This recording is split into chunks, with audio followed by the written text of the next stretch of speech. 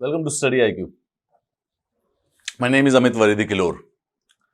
United states का सबसे favourite pass time हो गया है सैंक्शंस लगाना।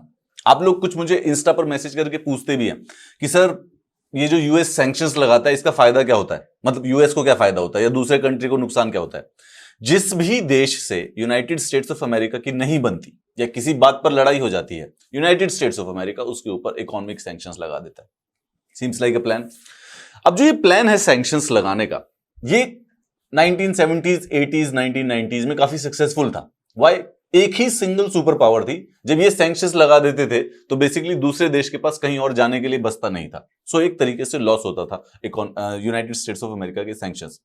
हाउएवर सिंस लास्ट 2 डेकेड्स जो यूएस की जो ये आउटडेटेड पॉलिसी है, ये बेसिकली उन्हीं देशों को फायदा कर रही है जिसके अगेंस्ट सैंक्शंस लगते हैं। एंड प्राइमरली स्पीकिंग ये जो फायदा है ये जा रहा है चाइना को। Now US is very much sure, उसका बहुत इंटरेस्ट है चाइना को कंटेन करने का, उसके सुपर राइज को रेन आउट करने का।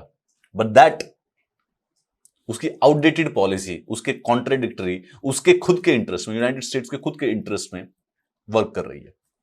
लेट्स सी, इसमें हम 3 कंट्रीज के एग्जांपल पे देखते हैं जिन पे इस समय consistently United States of America के इकोनॉमिक सैंक्शंस है। सबसे पहले ईरान, दूसरा रशिया और तीसरा म्यांमार। इन तीनों के तीनों कंट्रीज के ऊपर यूनाइटेड स्टेट्स ने इकोनॉमिक सैंक्शंस लगा रखे हैं। How in all 3 cases basically वो उसके लिए काउंटर प्रोडक्टिव हुए हैं। Let's see that.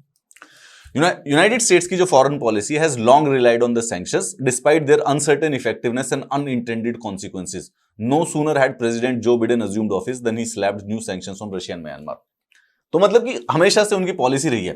ये भी बता देता हूं कि यूनाइटेड स्टेट्स ऑफ अमेरिका की जो ये इकोनॉमिक सैंक्शंस की पॉलिसी है या टेक्नोलॉजिकल सैंक्शन की पॉलिसीज है, ये भारत पर भी लगी हुई थी। 70s में जब भारत ने एटॉमिक बॉम्ब का जो टेस्ट कर लिया था, तो भारत के ऊपर कई सारे से सैंक्शंस लगा दिए गए थे कि हमें ये मिसाइल की टेक्नोलॉजी नहीं शेयर की जाएगी, इस प्रकार से हमारे साथ कोई दूसरे कंट्रीज हमारे साथ इस प्रकार के डिफेंस डील्स नहीं कर सकते थे। इसका एक अनइंटेंडेड कॉन्सिक्वेंस हुआ इंडिया के लिए। वाई? कि इंडिया का खुद का स्पेस प्रोग्राम हमें क्योंकि खुद डेवलप करना पड़ा। देयर इज अ पॉसिबिलिटी कि अगर वो ऐसा नहीं करते तो शायद हम डिफेंस के लिए और स्पेस के लिए हम कहीं और दूसरी जगहों पर डिपेंड हो जाते, या यूरोपियंस या जो हमसे टेक्नोलॉजिकली एडवांस कंट्रीज है उनके ऊपर डिपेंड हो जाते। बट लकीली इनफ वो ब्लेसिंग इन डिस्गाइज हो गया। मतलब हमारे ऊपर लगी सैंक्शंस थी, परंतु हमने उसी चीज को इंप्रोवाइज करके उसको हमारे अपने एडवांटेज में, दो हमें लगे 2 डेकेड्स, बट अब इस समय अगर साउथ एशिया में देखा जाए तो चाइना के बाद इंडिया स्पेस और मिसाइल टेक्नोलॉजी में is a super power, undoubtedly है, इसके अंदर तो कोई शक नहीं है। इसके केस में देखते हैं कि sanctions are a favourite grossly overused tool of American policy. ठीक है, जब भी होता है कोई किसी भी देश के साथ समस्या, क्या इकोनॉमिक सैंक्शंस लगा देंगे भाई इसके ऊपर।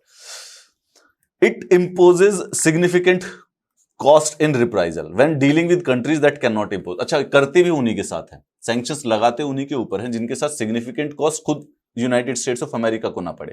अगेन खैर ये लॉजिकल वाली बात है, किसी ऐसे कंट्री पे सैंक्शंस कैसे लगाया जाएगा जो अगर खुद सैंक्शंस लगा दे तो यूनाइटेड स्टेट्स का भी बराबर का नुकसान हो जाए। तो हमेशा लगता उनके अगेंस्ट है जिससे यूनाइटेड स्टेट्स को नुकसान ना हो रहा हो।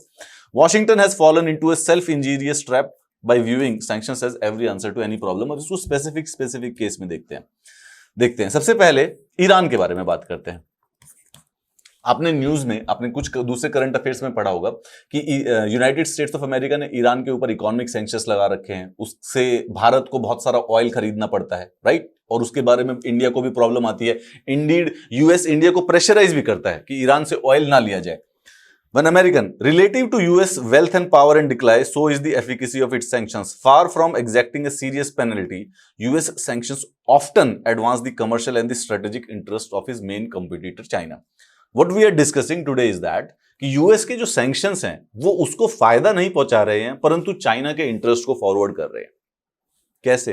देखो, nothing better illustrates this fact that China's latest 25-year economic and security agreement with Iran, with ever-tightening US sanctions, have made China that country's most important commercial partner over the past decade. अभी recently China और Iran के बीच में एक deal 25 साल की बड़ी सारी से इकोनॉमिक और सिक्योरिटी अग्रीमेंट साइन हुआ। अब ये हुआ क्यों?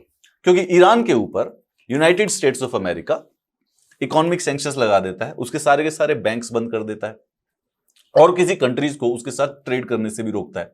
ऐसे में जो यूएस का नेचुरल कॉम्पिटिटर है, मतलब दोस्त दुश्मन का दुश्मन दोस्त हो गया, वो वाली सिचुएशन बन गई ईरान के साथ।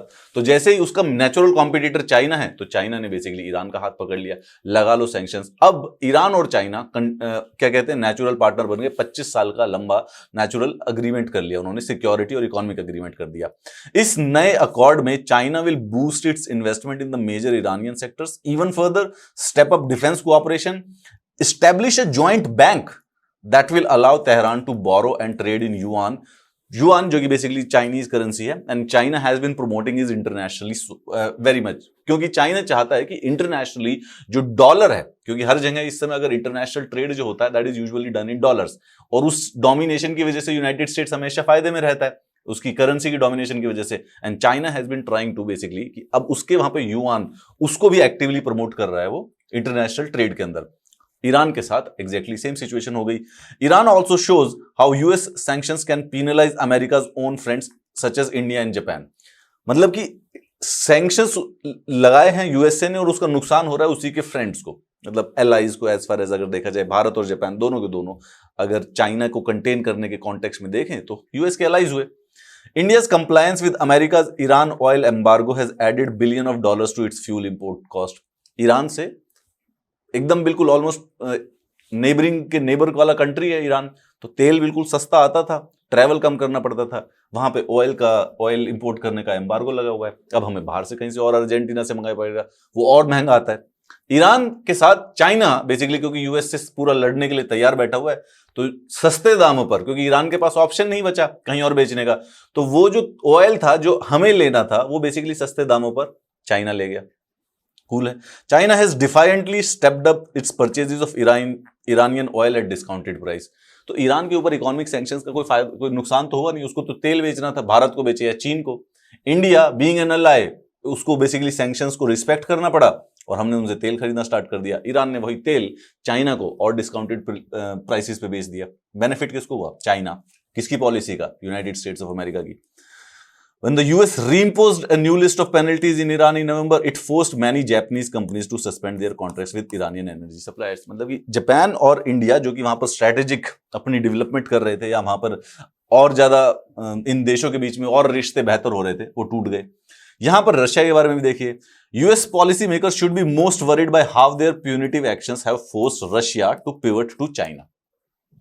अभी अभी रिसेंटली एक क्वाड का मीटिंग हुआ था, ठीक है, क्वाड की मीटिंग हुई तो रशिया और चाइना दोनों के दोनों मिलकर कहते कि हमें अपना खुद का एक रीजनल सिक्योरिटी कुछ ऑर्गेनाइजेशंस बना लेना चाहिए, यानी क्वाड के अगेंस्ट एक और, मतलब कि नेटो और वार्सा पैक्ट की तरह एक नई सिचुएशन, एक नई कोल्ड वॉर क्रिएट करने की सिचुएशन हो रही है, जहां पे पहले यूएसए और रशिया के बीच में थी, परंतु इस समय वो यूएसए और चाइना के बीच में हो रही है। रशिया ने 2014 में क्रीमिया को एनेक्स कर लिया था। उसके बाद से यूनाइटेड स्टेट्स ऑफ अमेरिका ने रशिया पे बहुत सारे से इकोनॉमिक सैंक्शंस लगा दी है। However that last decade has led to Russia being getting closer to China. इन्होंने अभी कुछ 2-3 साल पहले $400 बिलियन का, $400 बिलियन, मतलब कि पूरी की पूरी इकोनॉमी नहीं होती है देशों की, इतना बड़ा एक एनर्जी कॉन्ट्रैक्ट किया था। And this Russia has been growing closer to China, और दोनों की दोनों सुपर पावर। रशिया इस समय एकदम स्पेंट सुपर पावर है, बट स्टिल उसका इतना क्लाउड है अभी भी, उसकी लेगेसी है कि it is something to be reckoned with. वो इसके क्लोज हो गया, किसकी वजह से? यूनाइटेड स्टेट्स ऑफ सैंक्शंस की वजह से। A forward-looking US administration would avoid confronting Russia and China simultaneously and instead seek to play one off against the other। मतलब अगर सोचा जाए, अगर कोई यूनाइटेड स्टेट्स ऑफ अमेरिका की फॉरेन पॉलिसी में कोई फॉरवर्ड लुकिंग आदमी हो, तो वो जानता है कि यूएस और रशिया और चाइना से इकट्ठे थोड़ी ना लड़ा जाएगा। एक्चुअली में तो इन दोनों को एक दूसरे से लड़ा देना चाहिए। They are natural competitors. Russia और चाइना इस समय नेचुरल कॉम्पिटिटर्स हैं। एशिया में 3 सबसे बड़ी इकोनॉमी है, इंडिया और चाइना, जो बेसिकली कंपटीशन पे है, थोड़े से बेलिजरेंट एटीट्यूड पे है। वो इसीलिए है क्योंकि चाइना को पता है कि the only one who can challenge China's hegemony in the Asia is India. But उसके साथ साथ एक रशिया भी है। Russia can also keep China in the check. However United States of America की जो सैंक्शंस पॉलिसी है उससे इन दोनों को एक दूसरे के साथ मिला दिया है, instead of playing them with each other. Multiple rounds of US sanctions since Russia's 2014 takeover of Crimea have already resulted in the worst relationship Washington had with Moscow since the fall of the Berlin Wall, and the former Defense Secretary Robert Gates recently noted sanctions are not going to do much good. उन्होंने बोला भी कि sanction से कुछ फायदा तो होने वाला है नहीं. इनफैक्ट जो रशिया की increasingly close strategic alignment with Russia की जो close strategic alignment with China represent a profound US foreign policy failure. मतलब कि यूएस की फॉरेन पॉलिसी में ये जरूर होना चाहिए था कि रशिया चाइना के क्लोज ना जाए. They should have played this game. However Russia is growing close to China. मतलब कि फेल हो रहे हैं पूरे के पूरे. US could seek to rebalance its relationship with Russia by easing its heavy-handed approach, but old habits die hard. More sanctions on Moscow will only strengthen China's hand in challenging America's global preeminence. भाई जिस चीज के ऊपर United States of America sanctions लगाएगा, Russia उसी के साथ आजकल जाकर दोस्ती कर लेता है. ईरान के साथ कर लिया, रशिया के साथ कर लिया, म्यांमार के साथ कर लिया. बचा कौन? यूएसए के साथ. इंडिया और जापान, दो ही बड़ी और इकोनॉमी बची है. यूरोप जो है वो थोड़ी सी इतनी दूर होता है कि वो इस प्रकार की सुपर पावर फाइट्स में ज्यादातर इन्वॉल्व नहीं होता है. वहां पे जो भी फ्रांस, जर्मनी या यूके हैं, जो कि प्राइमरली स्पीकिंग अगर आप देखें तो वेस्टर्न डेमोक्रेसीज हैं जो कि यूनाइटेड स्टेट्स ऑफ अमेरिका वाली लाइन पर ही चलती हैं, परंतु वो किसी के मिलिट्री प्रकार के जो अलायंसेज हैं उनसे थोड़ा सा दूर ही रहती हैं. They are much more social development and economical वाले इशू में. Paradoxically US treats China with respect. Biden जो कि नए प्रेसिडेंट हैं, उन्होंने रशिया के प्रेसिडेंट को किलर का कातिल कह दिया, लेकिन चाइना वालों को ऐसा कुछ नहीं कहा गया है. ठीक है, विच इज अब रशिया के साथ तो और ज्यादा रिलेशन डाउन हिल ही जाएंगे अगर उनके प्रेसिडेंट को किलर या कातिल कह दिया जाए. Despite China's concentration camps in Xinjiang that hold more than 1 million Muslim Uyghurs. US sanctions over the muzzling of the Hong Kong's autonomy in violation of a United Nations registered treaty have spared those in Xi's inner circle.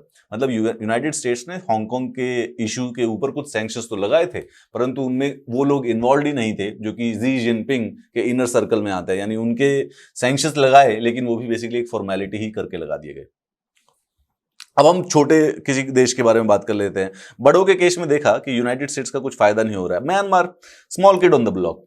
US sanctions often substitute for forward thinking policy. अब क्या हुआ कि United States ने sanctions लगा दिए थे Myanmar के top generals पर 2019 में. ठीक है, over the ethnic cleansing of the Rohingya instead of addressing what American officials recognise as the main weakness, Washington's failure to establish close ties with Myanmar military. कहने का क्या मतलब है? रोहिंग्या का जो रिफ्यूजी क्राइसिस है वो म्यांमार में पिछले कई 4-5 सालों से चल रहा है. रोहिंग्या जो कि मुस्लिम माइनॉरिटी है म्यांमार में, और म्यांमार जो कि बुद्धिस्ट मेजॉरिटी कंट्री है, वहां पर रोहिंग्यास के अगेंस्ट कुछ ह्यूमन वायलेशंस हो रहे हैं. Several organisations, international organisations have called it genocide. इस बेसिस पर यूनाइटेड स्टेट्स ऑफ अमेरिका ने म्यांमार की जो मिलिट्री जनरल्स थे उनके ऊपर इकोनॉमिक सैंक्शंस लगा दिए. मतलब कि अगर आप उनसे कोई बड़ी देश, कोई बड़ा कंपनी, कोई बड़ी बिजनेस, कोई बड़े बैंक अगर उनके से किसी प्रकार की बिजनेस डीलिंग करते हैं तो यूनाइटेड स्टेट्स उनको बैन कर देता है यूएस में फंक्शन करने से, इंटरनेशनल फाइनेंशियल सिस्टम से उनको हटा देता है. अब इसका एक नुकसान हुआ कि जब मिलिट्री जनरल को सैंक्शंस कंप्लीटली लग गए, sanctions effectively removed all incentives for Commander-in-Chief of Myanmar's Armed Forces, General Min Aung Hlaing, to support continued democratization. जब उसके ऊपर इकोनॉमिक सैंक्शंस लग गए थे तो जो म्यांमार में डेमोक्रेटाइजेशन बढ़ रही थी पॉलिटिकल क्लास में, उसको इस बात से अब फर्क पड़ना बंद हो गया कि अब मुझे तो चारों तरफ से बैन ही कर दिया गया है. दिस इंसेंटिव, जैसे ही उसके पास इंसेंटिव हटा, इस साल बेसिकली उन्होंने वापस कू कर दिया और जो डेमोक्रेटिकली इलेक्टेड गवर्नमेंट थी उसको दोबारा से हटा दिया गया. विच मीन्स अगर हम एक पर्सपेक्टिव से देखें तो वो यूएस की फॉरेन पॉलिसी का अगेन फेलियर था. क्यों? क्योंकि यूएस को टेक्निकली म्यांमार की जो मिलिट्री थी उनके साथ बेटर रिलेशंस डेवलप करने चाहिए थे. मोर इंपॉर्टेंटली यूएस को, और अगर उसको, क्योंकि वो इन्वॉल्व तो रहता ही है, उसको डेमोक्रेटाइजेशन को और ज्यादा स्टेबल करना था और ज्यादा इंटीग्रेटेड करना था म्यांमार की पॉलिटिक्स में. However they did not play their hand very well, instead they made this mistake.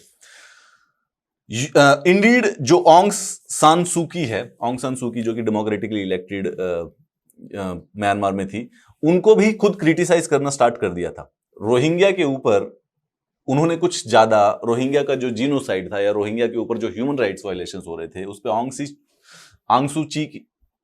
सान सू ची ने कुछ बेसिकली स्टेटमेंट नहीं दी थी, which led to US criticising the Nobel laureate for the complacency.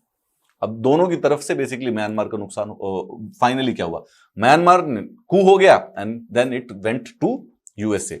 The US risk repeating history. Just as crippling sanctions from the late 1980s pushed a reluctant Myanmar into China's arm, the new series of sanctions on Myanmar since February, including the latest suspension of trade relations, is a welcome news for Xi regime. Myanmar के साथ सारे के सारे trade relation suspend कर दिए USA ने. किसको फायदा होगा? कहां जाएगा ऐसा देश जो कि चारों तरफ से कॉर्नर हो जाए? नॉर्थ की तरफ, China. Washington's reliance on sanctions has highlighted the inherent weaknesses policy. Indeed, हर बात पर अगर sanctions लग रहे हैं बिना किसी एग्जैक्ट एनालिसिस के, तो इसका मतलब पॉलिसी, फॉरेन पॉलिसी में कहीं ना कहीं पर वीकनेस आ गई है, या फिर ओल्ड हैबिट्स डाई हार्ड, आदत पड़ गई है और उसको अब बदलना नहीं आ रहा है.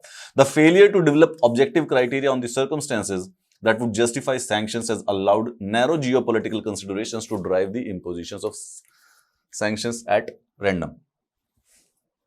The first step to addressing that risk is to abandon its sanctions overreach and recalibrate sanctions so that they do not aid Xi Jinping's hegemony seeking Chinese dream. अगर यूनाइटेड स्टेट्स ऑफ अमेरिका चाहता है कि वो world की super power बने रहे, continue करता रहे और चाइनीज उन्हें टॉपल ना कर पाए, चाइनीज प्रेसिडेंट जी जिनपिंग का ड्रीम है चाइनीज हेजेमनी का, द चाइनीज ड्रीम, वर्ल्ड की सिंगल सबसे बड़ी super power, and he is on route to that.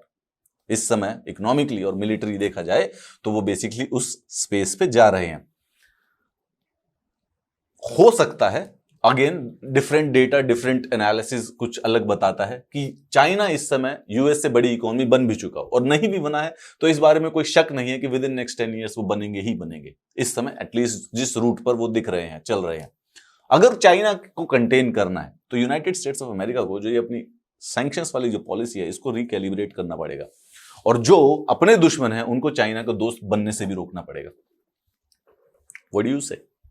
इस क्वेश्चंस को अगर पूछा जाएगा आपसे, अगर इंटरनेशनल रिलेशंस पे, फॉरेन पॉलिसी पे क्वेश्चंस पे पूछा जाएगा, तो यूएस सैंक्शंस के ऊपर स्पेसिफिक क्वेश्चन आ सकता है, जहां पे आपको पूरे आंसर्स में ये नहीं लिखा. यूएस सैंक्शंस के बारे में डिस्कशन आ सकता है, how US uses sanctions as a foreign policy, aid या गोल उसका क्या एस्टेब्लिश होता है या नहीं आता है. वहां पे जब आप उसको क्रिटिसाइज करें, आपको बेनिफिट्स भी बताने पड़ेंगे, दोनों बैलेंसिंग अप्रोच रखेंगे, लेकिन जब आप क्रिटिसिज्म करेंगे तो you will mention all these examples in that. आपको इस क्लासेस का पीडीएफ चाहिएगा, so this is the Telegram group where it is available, the PDFs of all the classes and the notifications of the coming classes. And अगर आपको मुझसे बात करनी पड़े तो भी. हावेवर, अगर आपको क्लासेस पसंद हो तो मुझे इस यूट्यूब वीडियो के नीचे जरूर बताइएगा. Have a nice day.